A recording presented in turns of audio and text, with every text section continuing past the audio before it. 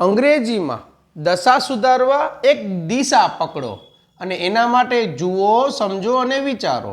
યાદ તો રાખજો જ કે ગુજરાતીનો છેડો, અંગ્રેજીનું બીજું સ્થાન. તો આ રહ્યા ગુજરાતીના 4 વાક્ય અને એ 4 વાક્યના છેડે મારે તમને આ સમજાવવા માટે લેવા છે. તો ભૂતકાળમાં 4 કાળ આવે છે, ટોટલ 12 કાળ છે. એમાંથી ભૂતકાળમાં જે 4 કાળના વાક્યો બને છે એ શીખો. ક્રિયા લઈ લો.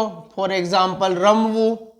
કરો શરૂઆત પોતાનાથી. એટલે હું, તો હું ક્રિકેટ રમ્યો. હું એટલે પોતે, નામ લઈ લઈએ ક્રિકેટ, ક્રિયા તરીકે રમવુંનું બની ગયું રમ્યો. શું કામ? એ ભૂતકાળ છે. તો ભૂતકાળમાં હું ક્રિકેટ રમ્યો. તમે આવું જ બોલશો, માર્ક કરો, આવું જ બોલશો. તો આ વાક્ય જો તમને આવડે ને તો હવે એમાં શું કરો સુધારો? આનો કરો વધારો. હું ક્રિકેટ રમ્યો હતો.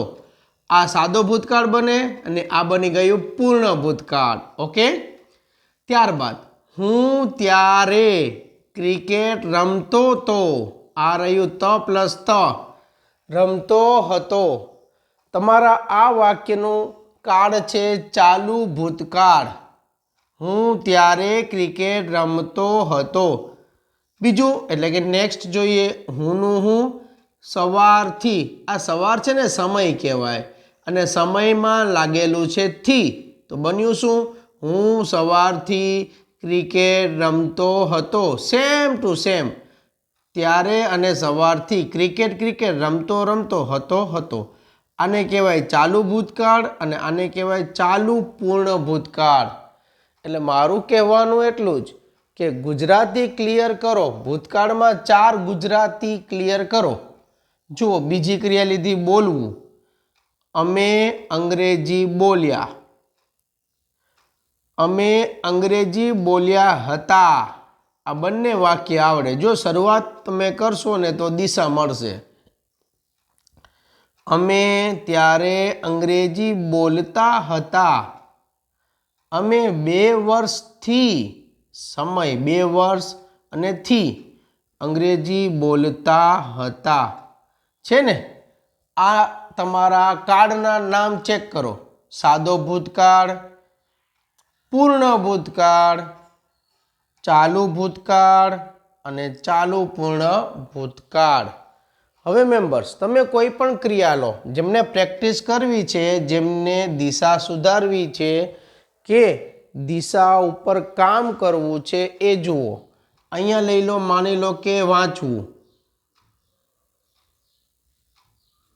કરો શરૂઆત તમે. તો તમે અંગ્રેજી વાંચ્યું. તમે અંગ્રેજી વાંચ્યું હતું. તમે ત્યારે અંગ્રેજી વાંચતા હતા. તમે 15 મિનિટથી અંગ્રેજી વાંચતા હતા. કરી શકાય ને આ રીતે?